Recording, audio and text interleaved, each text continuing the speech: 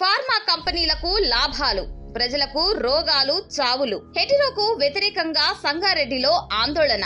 ఏపీలోనూ ప్రజా వ్యతిరేకతకు కారణమైన హెటిరో ఫార్మా కాలుష్యంతో చచ్చిపోతున్నామంటూ ఆందోళనలు. ఏపీలో ఫార్మా కంపెనీలు వదులుతున్న కాలుష్యం అంతా ఇంతా కాదు. తీర ప్రాంతాన్ని నాశనం చేస్తున్నారు. మత్స్య సంపదను చంపేస్తున్నారు. మనుషులు బతకడానికి వీల్లేని పరిస్థితులు కల్పిస్తున్నారు. నక్కపల్లిలో బల్క్ డ్రగ్ పార్కులో గాని, ఉప్పాడలో గాని ప్రజలు ఎదురు తిరగడానికి ప్రధాన కారణం ఫార్మా కంపెనీలు. ఇప్పుడు ఈ పోరాటం తెలంగాణలోనూ మొదలైంది. సంగారెడ్డి జిల్లా దోమడుగు వాసులు పోరాటాన్ని ఉధృతం చేశారు. ప్రజా సంఘాల మద్దతుతో స్థానికులంతా కలిసి కాలుష్య వ్యతిరేక పోరాట కమిటీ ఏర్పాటు చేసుకున్నారు. హెటిరో కంపెనీకి వ్యతిరేకంగా కదం తొక్కారు. ఏపీలో ఫార్మా కాలుష్యాన్ని ఎలాగైతే సముద్రంలోకి వదులుతున్నారో అలాగే దోమడుగులోనూ నల్ల చెరువులోకి కాలుష్యాన్ని నింపుతున్నారు. దీనివల్ల దోమడుగు గ్రామంలోని భూగర్భ జలాలన్నీ కలుషితమయ్యాయి. చిన్నపిల్లల ఎముకలు సైతం అరిగిపోతున్నాయి. వైద్యులు సైతం అక్కడి నీళ్లే కారణమని చెబుతున్నారు. చివరికి దోమడుగు గ్రామంలో పండిన బియ్యం కూడా కలుషితమే. దోమడుగు బియ్యం అనగానే కొనడానికి ఎవరూ ముందుకు రావడం లేదు. దోమడుగులో ఫార్మా కంపెనీల కాలుష్యం కారణంగా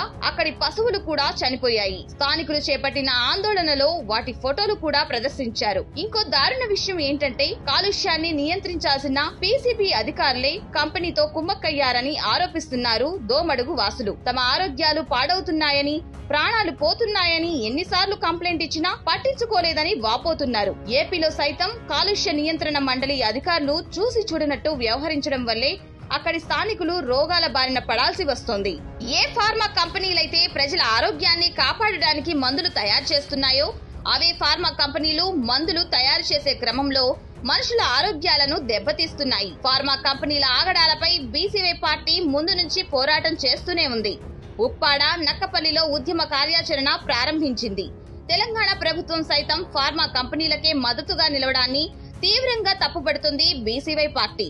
మనుషులను చంపేస్తున్న ఫార్మా కంపెనీలతో వచ్చే ఉపయోగం ఏంటో చెప్పాలని నిలదీస్తున్నారు బీసీవై పార్టీ అధ్యక్షులు బోడే రామచంద్ర యాదవ్. కాలుష్య రహిత పరిశ్రమగా ఫార్మా ఇండస్ట్రీని మార్చాలని బోడే రామచంద్ర యాదవ్ డిమాండ్ చేశారు. ఫార్మా కంపెనీలపై స్థానికులు చేస్తున్న డిమాండ్లను తక్షణం అంగీకరించకపోతే పెద్ద ఎత్తున పోరాటానికి సిద్ధమవుతామని హెచ్చరించారు బీసీవై పార్టీ అధినేత బోడే రామచంద్ర యాదవ్.